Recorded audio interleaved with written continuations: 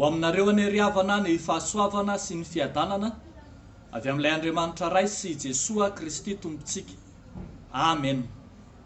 Ny sisa amin'ny taranak'Israely, ny sisa amin'ny taranak'Israely, tarafina ao amin'ny bokin'ny Obadiah mpaminany manomboka amin'ny 17 hatramin'ny 120 izany lohahevitra izany.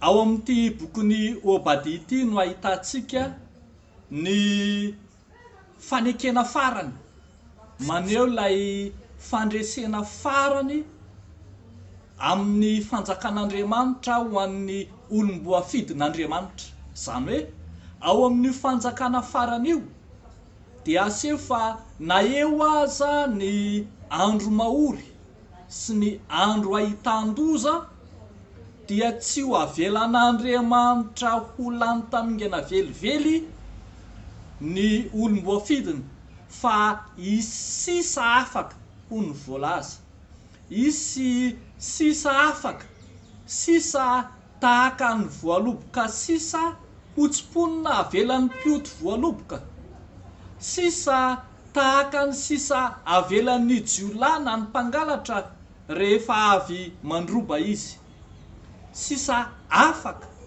ho masina, maneho ny mbola hanavotan'Andriamanitra indray ny olona, fa maneho ihany koa ny hamerenan'Andriamanitra ny olony amin'ny heriny sy ny tanjany indray.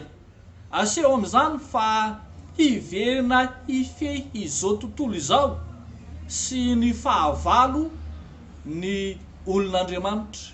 Hita eto ohatra ny amin'ny izay tsy maintsy andresen'ny olon'Andriamanitra na ny Israely any Edomita na ny taranak'Esau zany, fa isisa kosa avy amin'ireo firenen'Israely izay tonga mba hanavitra indray ny firenena. Maneho izany fa tsy manary mandrakizay Andriamanitra, maneho izany fa amin'ny sisa izay atsangan'Andriamanitra amin'ny taranak'Israely io no ananganan'Andriamanitra indray faneva, ananganana indray mpamonjy ho an'ny Israely sy ho an'izao tontolo izao mihitsy.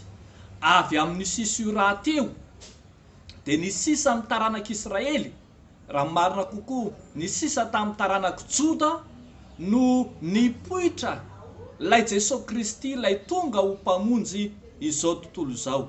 I Jesosy Kristy ilay avy amin'ny taranaka sisa no tonga fanavotana ho an'izao tontolo izao.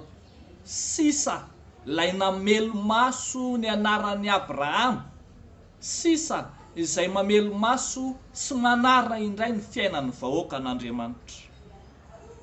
Isika ihany koa ry havako malala, amin'izao andro ankehitriny izao, ampahatsiahivo ny tenin'Andriamanitra fa mbola tian'Andriamanitra aorina ao anatintsika ihany koa ilay sisa iangan'ny famonjena ka hiasan'ilay Jesosy Kristy fanavotana, fa mbola tian'Andriamanitra ho arenina ao anatintsika ihany koa ny famonjena mba tsy hisian'ny fandravana, mba hisehoany ny voninahitr'Andriamanitra.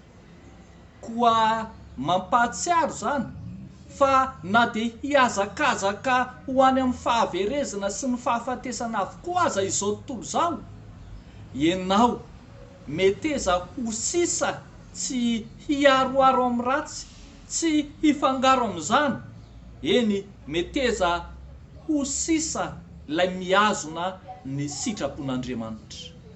Dia ho an'Andriamanitra ireriany ny voninahitra, ho amintsika kosa zany tenin'Andriamanitra izany. Amen. Ivavaka isika. Misaotra anao zay Andriamanitra, rainay eo amin'ny Jesosy Kristy tomponay, ilay nanangana sisa ho tandroka fanavotana izao tontolo izao tao amin'ny Jesosy Kristy zokinay. Fa na dia levon'ny fahotana sy ny faharatsiana aza izao tontolo izao, ianao kosa manarina sy manorina hatrany ao anatinay. ny fitiavana tsy mety maty, ary ihany koa ny famindram-po sy ny fanavotanao. Eto izay dia mivavaka Tompo ho an'ireo kristianina izay mahajoro, miazona ny fahamarinanao sy ny sitraponao, toano mandrakariva ho afaka hijoro vavolombelona amin'izay efa niantsonao azy. Ataonay sy angatahanay amin'ny anaran'i Jesosy izany mivavaka izany. Amen.